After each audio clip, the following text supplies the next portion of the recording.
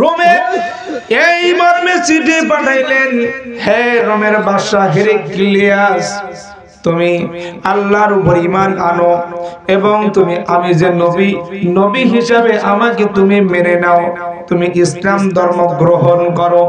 এই মর্মে চিঠি পাঠাইলেন রোমে। রোমের বাদশা হেরাক্লিয়াস যখন এই পত্রটা পাইলেন বাজান, পাওয়ার সঙ্গে সঙ্গে তিনি এবার যাচাই বাছাই করবেন যে এই যে লোকটা পত্র লিখলো আসলে কি সে নবী কিনা, সে কি নবী কিনা। যাচাই বাছাই করার দরকার আছে না?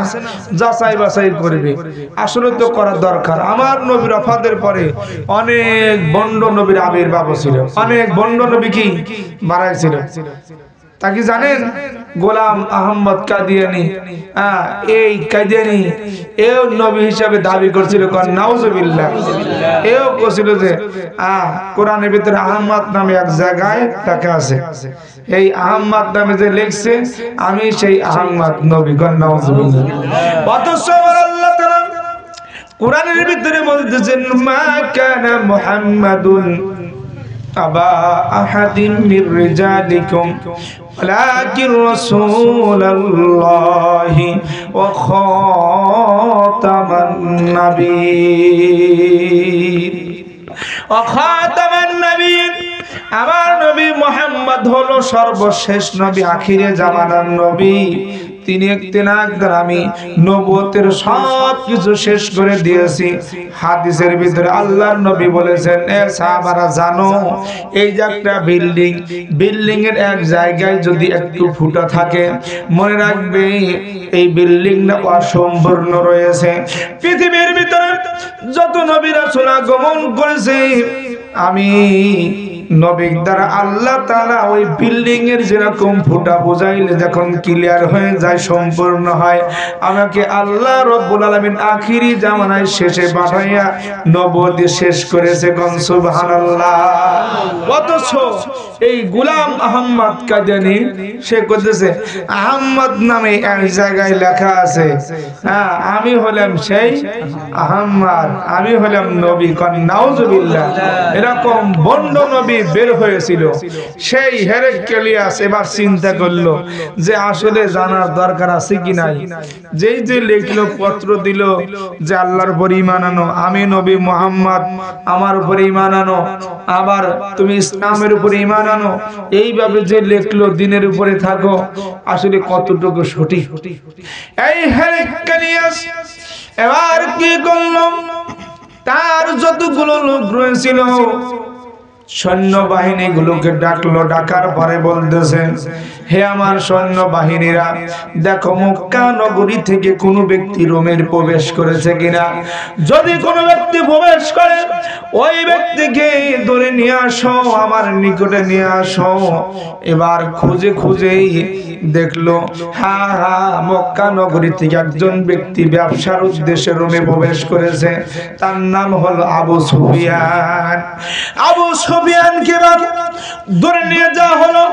আবু সুফিয়ান তখনও ইসলাম ধর্ম গ্রহণ করেনি, তখনও কাফের ছিল।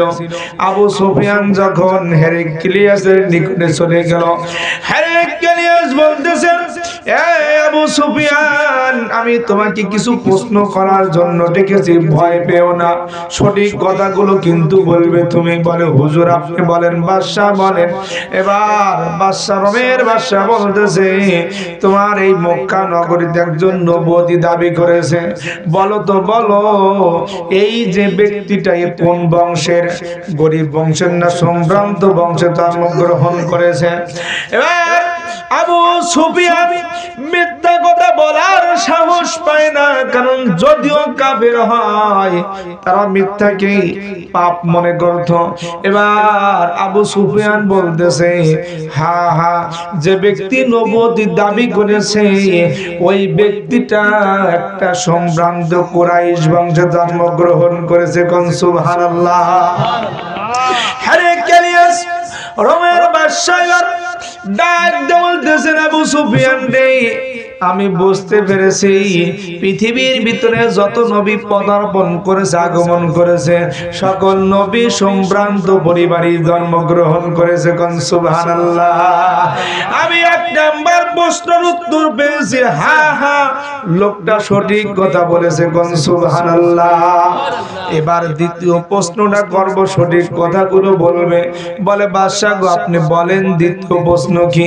বলে এই যে লোকটা দিনের দাওয়াত দেওয়া শুরু করে দিয়েছে, যেরকম আমাকে দাওয়াত দিয়েছে ইসলাম ধর্ম গ্রহণ করার জন্য, এরকম তার অসংখ্য মানুষকে দাওয়াত দেয়। তার দাওয়াতে যে সমস্ত লোক কবুল করে, দাওয়াত গ্রহণ করে, ঈমান আনে, তাকে নবী হিসেবে মানে কোন শ্রেণীর ব্যক্তি? বড় লোক 60 কোট টাই পরা না, গরিব মানুষ কোন শ্রেণীর ব্যক্তি? আবু সুফিয়ান এবার চিন্তা করলো, প্রথম নাম্বার প্রশ্নের উত্তরে মুহাম্মাদের পাল্লা ভারী হয়েছে, দ্বিতীয় নাম্বার আমি কি উত্তর দেই, কি কথা বলি? আবার যদি মুহাম্মাদের পাল্লা ভারী হয়, আমার মনে মনে ভাবি আমি এমন কথা বলবো যাতে এই বাদশা আমাদের দিকে রায় দেয়। কিন্তু আবু সুফিয়ান মনে মনে ভাবা শুরু করলো, আমি কেমনে করে বলবো রে, কারণ মিথ্যা বলা তো মহা পাপ, মিথ্যা বলা তো মহাপাপ, আমি কেমনে করে বলবো? আবু সুফিয়ান বাদশাকে ডাক দা বলে, বাদশা গো,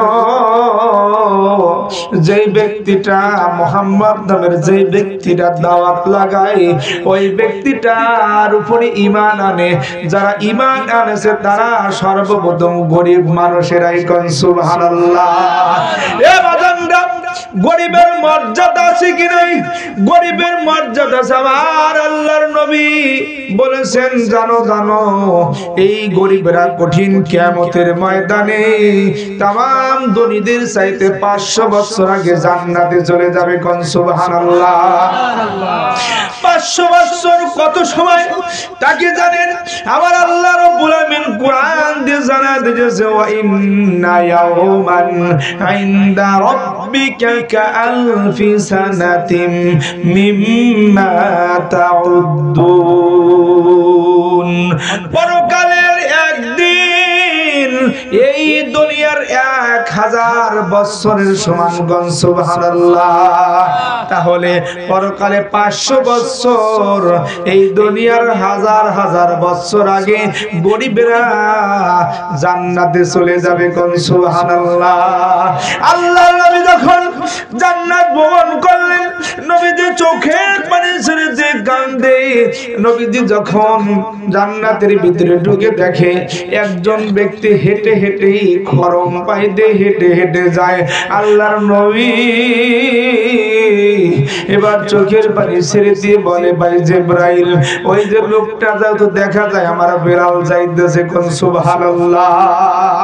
এবার নবীজি বলে, ভাই জিবরাইল, আমি কেমনে করে বিশ্বাস করব? আমার বেলালকে তো আমি মদিনায় রেখে এসেছি, কেমনে করে বেলাল জান্নাতে ঢুকলো? এবার জিবরাইল বলে, হুজুর গো, হ্যাঁ হ্যাঁ আপনি ঠিকই বলেছেন, এটা আপনার কলিজার টুকরা বেলাল হেঁটে যায়। কোন সুবহানাল্লাহ।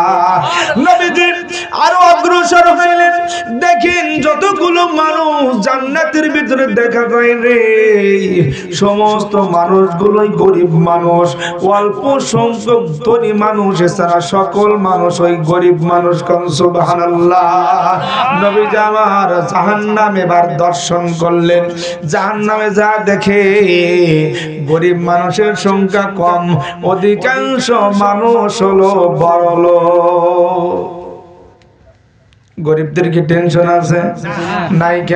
কারণ আমি এখন বাস্তব একটা প্রমাণ দেব। বলেন তো, এই যে জান্নাতের বাগান, এই জান্নাতের বাগানে কয়জন টাই পরা লোক আছে? এ ভালোর কথা বলেন, কয়জন ব্যক্তি টাই পরা লোক আছে?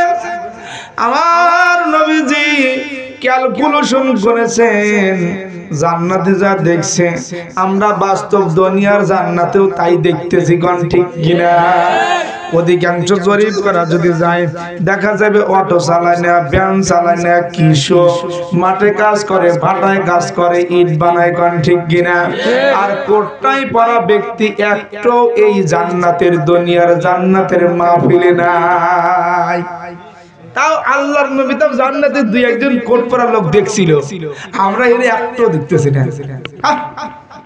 এবি তো বোঝা যায় হ্যাঁ যে হাদিস কোরআন যে কয় এমনি কি বলছে হ্যাঁ। আবার আল্লাহ তাআলা বলছে ওয়া ইন্না ইয়াওমান ইনদা রাব্বিকা কালবি সানাতিম মিম্মা তাউদ্দুন, যে দুনিয়ার একদিন দুনিয়ার 1000 বছর পরকালের একদিন। কোন সুবহানাল্লাহ। এরকম ভাগ্য কয়জন ব্যক্তির আছে, এরকম ভাগ্য কয়জন ব্যক্তির হতে পারে, কোন ঠিক কিনা? এজন্য